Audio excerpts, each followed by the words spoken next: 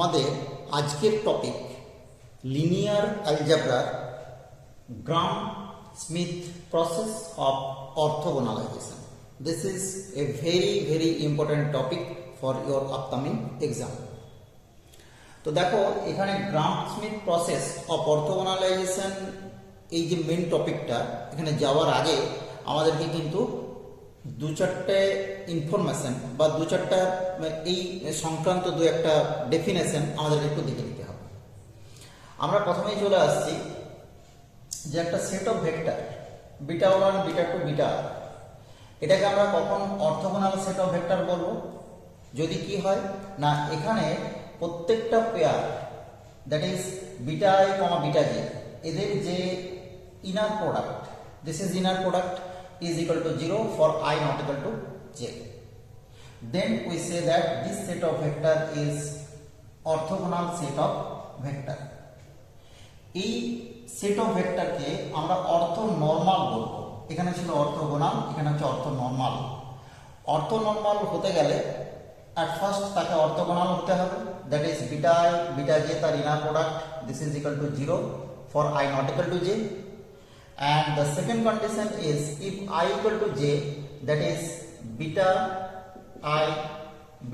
I this is equal to 1, and this relation said that this vector must be unit vector, right?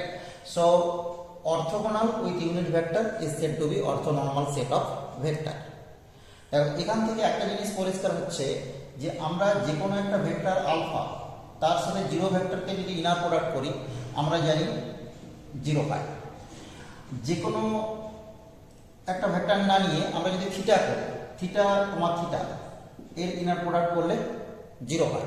তার মানে দেখো এখান থেকে আমরা বলতে পারি যে theta S or null vector is always orthogonal to any non null vector and null vector is orthogonal to itself, right?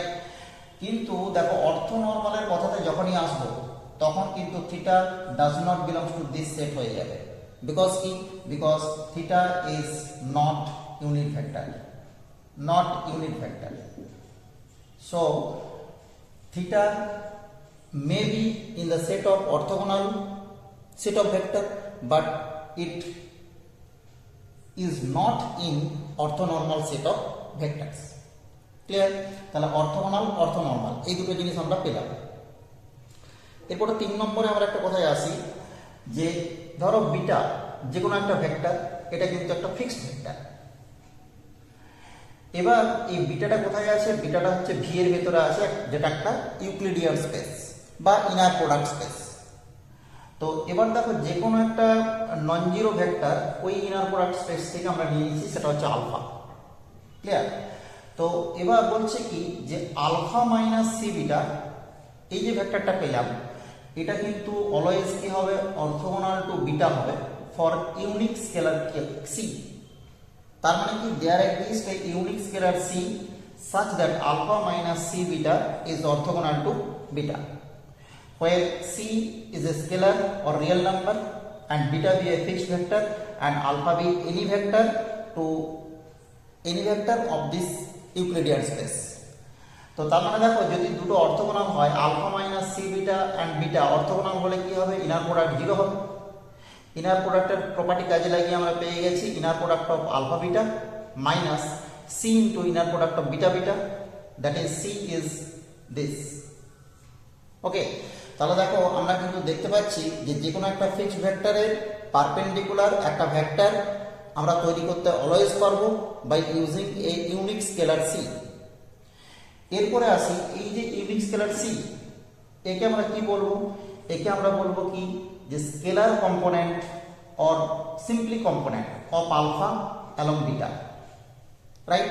C is said to be scalar component of alpha along beta or we say c beta. This is not scalar component. C beta is the projection because c is a scalar but c beta is a vector. So c beta is the projection of alpha along beta.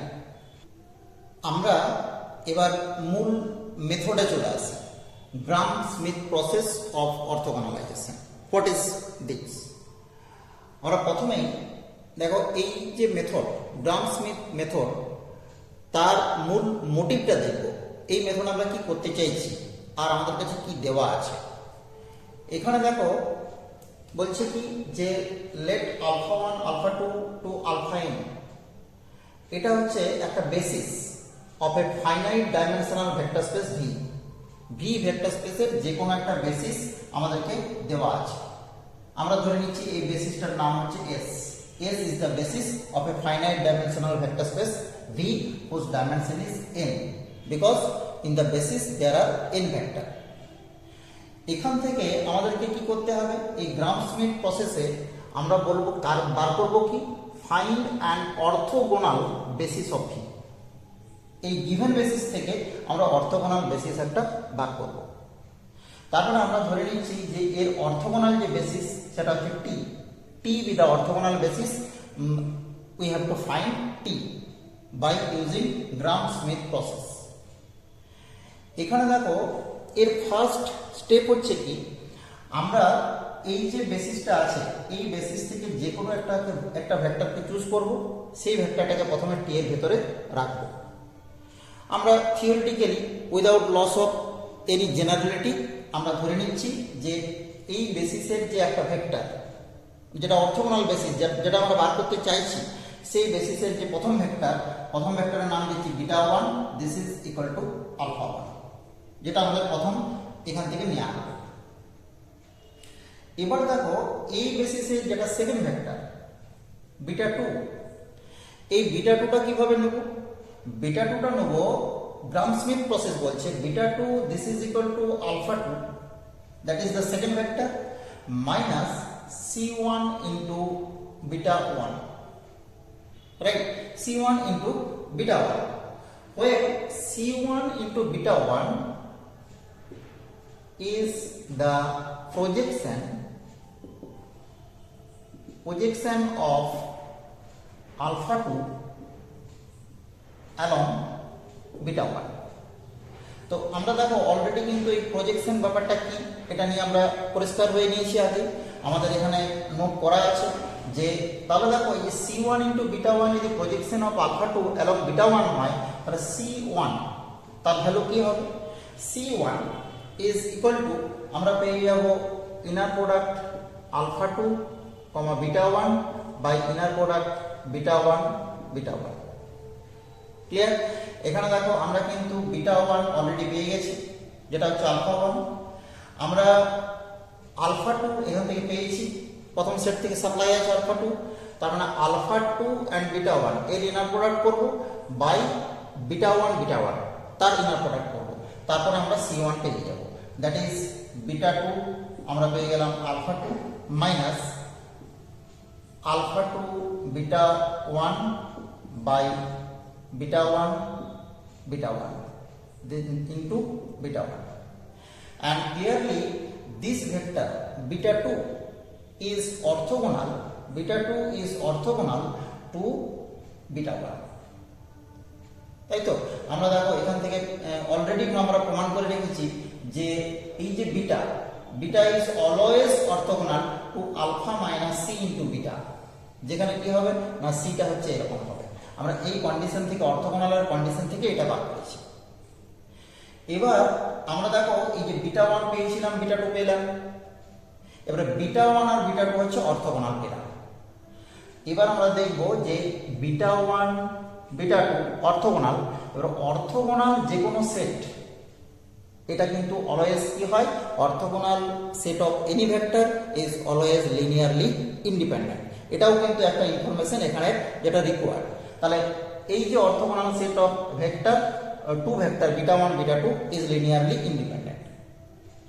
এবার আমরা চলে আসি যে L of beta 1 beta 2 মানে linear span of beta 1 beta 2, this is equal to linear span of alpha 1 alpha 2 হয় না। তো এখান থেকে দেখো ক্লিয়ারলি আমরা বুঝতে পারছি যে beta 1 means alpha 1 and beta 2 means alpha 2 beta 1, and this is also alpha 1. so আমরা বুঝতেই পারছি যে বিটা 1 and বিটা 2 এই যে সেট অফ ভেক্টর এই সেট অফ ভেক্টর কি করছে না is the linear combination of alpha 1 alpha 2, so L of beta 1 beta 2 this is equal to L of alpha 1 alpha 2. This information is correct.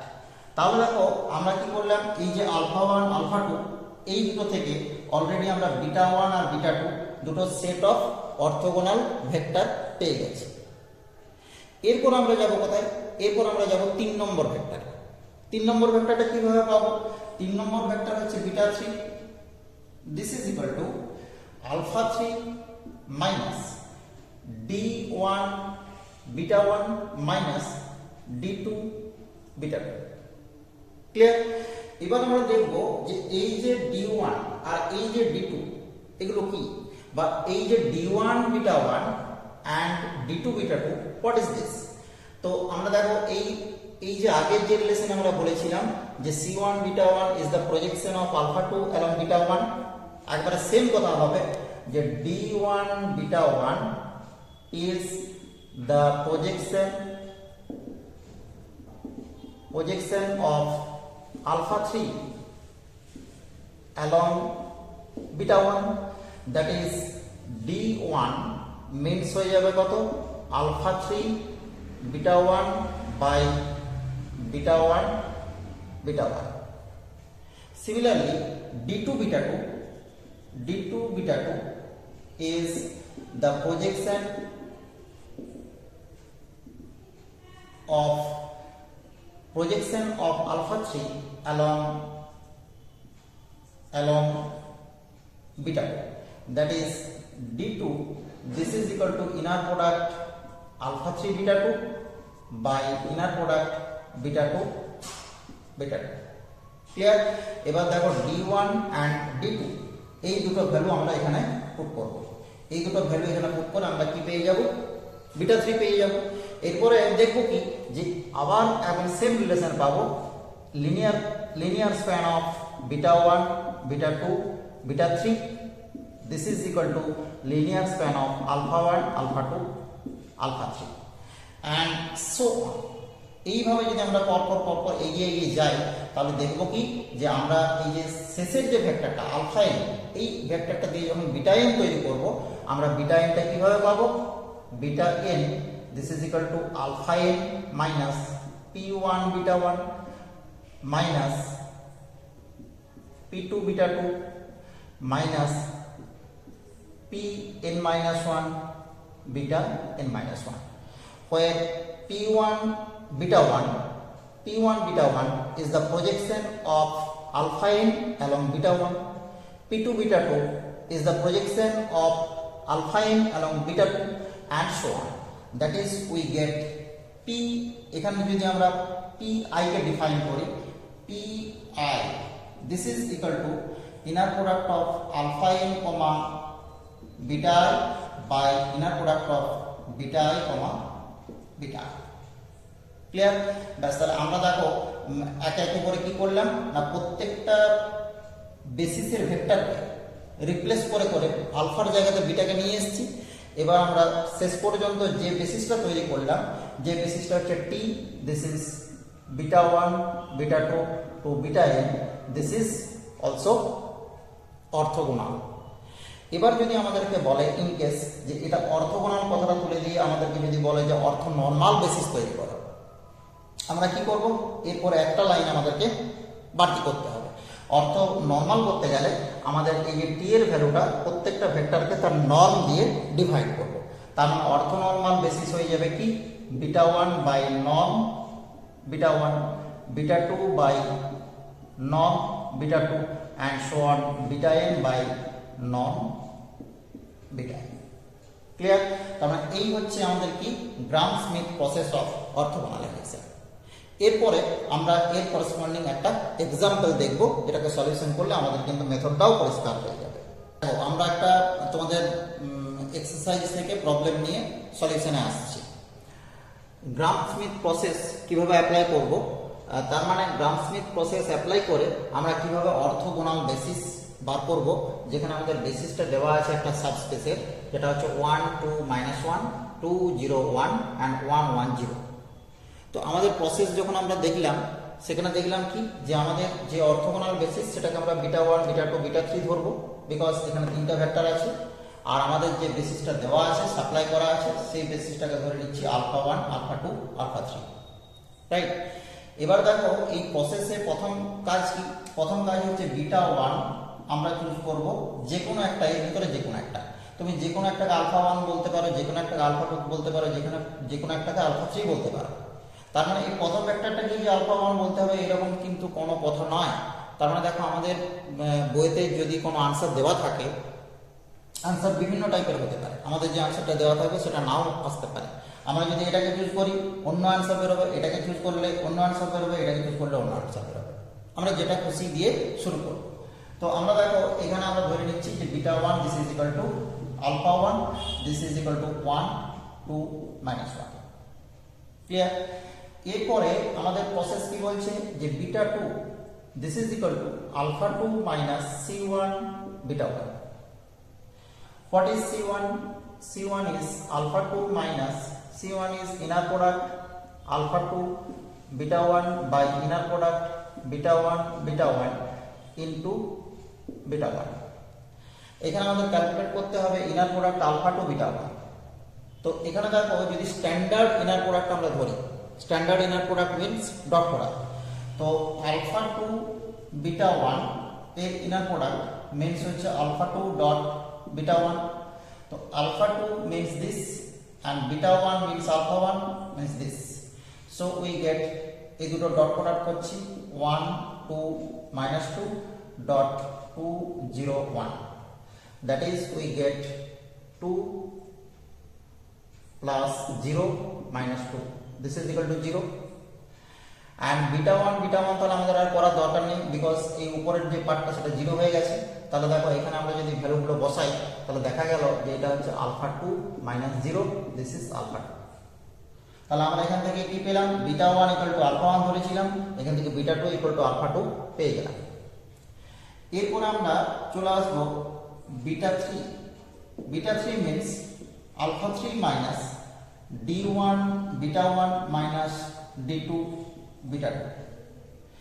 এখানে দেখো d1 beta 1, এখানে d1 কি হবে, d1 this is equal to inner product alpha 3 beta 1 by beta 1 beta 1 and d2 means alpha 3 beta 2 by inner product beta 2 beta 2। এবার দেখো এই যে d1 and d2 এই দুটো ভ্যালু আমরা কি করব, এখান থেকে বার করব আর d1 d2 এখানে বসিয়ে ক্যালকুলেশন করলে বিটা 3 পেয়ে যাব। বিটা 3 পেয়ে গেলে বিটা 1 বিটা 2 অলরেডি পেয়ে আছি, আর বিটা 3 পেয়ে গেলে আমাদের টোটাল অর্থোগোনাল বেসিস যেটা সেটা আমরা পেয়ে যাব। তাহলে আমরা চলে আসি d1 d2 এর ভ্যালুতে। তো d1 এখানে দেখো যেহেতু আমরা বলছি কি যে স্ট্যান্ডার্ড ইনার প্রোডাক্ট, তাহলে d3 beta 3 alpha 3 beta 1, alpha 3 means 1 1 0 dot beta 1 means 1 2 minus 1 by 1 2 minus 2 by beta 1 this is 1 2 minus 2 dot 1 2 minus 2। তো এটাকে যদি আমরা ক্যালকুলেশন করি দেখা যাচ্ছে যে 1 plus 2 মানে 3 আর এটা হচ্ছে 9, 3 by 9 this is 1/3। এবার d2 আমরা পেয়ে যাব কত, d2 হচ্ছে alpha 3 beta 2। what is alpha 3? alpha 3 means 1 1 0 dot beta 2 means alpha 2, this is 2 0 1 by 2 0 1 dot 2 0 1 beta 2, so this is 2 and this is 5। তাহলে আমরা d1 পেয়ে গেলাম 1/3, d2 পেয়ে গেলাম 2/3। তাহলে আমরা পেয়ে যাচ্ছি beta 3 means alpha 3, this is 1 1 0 minus 1/3, this is d1 into beta 1 means 1 2 minus 2 minus 2 by 5 into beta 2, this is alpha 2, beta 2 is alpha 2, this is 2 0 1, so the result is আমরা যদি একবারে ক্যালকুলেট করে লিখি, দেখা যাবে রেজাল্ট হচ্ছে 1/15 -2 5 4। ওকে, তাহলে দেখো আমরা কিন্তু অর্থোগোনাল বেসিস পেয়ে গেলাম টি। তাহলে টি এর ভ্যালু কি হবে না, টি এর ভ্যালু হচ্ছে β1 β2 β3 যদি আমরা লিখি টি ইজ প্রথমে β1 means alpha 1, this is 1 to -2, তারপর হচ্ছে β2 means alpha 2 are the same, that is 2 0 1, and β3 means 1/15 into -2 5 4। এটা হচ্ছে orthogonal set of basis from the given set of basis by using Gram Schmidt process. এবার যদি আমাকে বলে অর্থোনর্মাল সেট অফ বেসিস বার করতে, তখন আমরা কি করব? অর্থোনর্মাল সেট অফ বেসিস বার করতে গেলে তখন আমরা জানি যে এগুলোকে ইউনিট ভেক্টরে ট্রান্সফার করব। ইউনিট ভেক্টর আমরা প্রত্যেকেই জানি কিভাবে করতে হবে, 1/√(1² 2². This is 1 plus 4 plus 4 9. This is 1/3 into 1 2 -2, and this is 1/√5 into 2 0 1, and this is 1/15 into 4 25 16, 4 25 and 16, root under 45, 25 and 16 4 20 20 45 into -2 5 4। এবার 45 কে আমরা কি করতে পারি, আমরা করতে পারি 9 into 5, this is 3√5। তাহলে এখানে আমরা চলে আসছি 45 3 into 15 and √5, this is orthonormal basis। আমরা যদি অর্থোনর্মাল বলে তবে আমরা অর্থোনর্মাল করব, তাছাড়া কিন্তু অর্থোগোনাল রাখবো। বোঝা গেছে? তাহলে আমরা কিন্তু আজকে দেখো গ্রাম-স্মিথ প্রসেস ব্যাপারটা কি, তার বিহাইন্ডে কেমন থিওরি রয়েছে, এবং গ্রাম-স্মিথ প্রসেসে আমরা একটা প্রবলেমের সলিউশন করে ফেললাম। ঠিক আছে, দেখতে থাকো ম্যাথ এ টু জেড। আর প্রত্যেকের কাছে রিকোয়েস্ট, তোমরা যারা আমার ক্লাস দেখছো তারা অবশ্যই ভালো লাগছে খারাপ লাগছে ভালো খারাপ করে একটা কমেন্ট অবশ্যই দাও, তাহলে আমারও সুবিধা হবে বুঝতে যে কেমন ক্লাসগুলো হচ্ছে। Thank you for watching.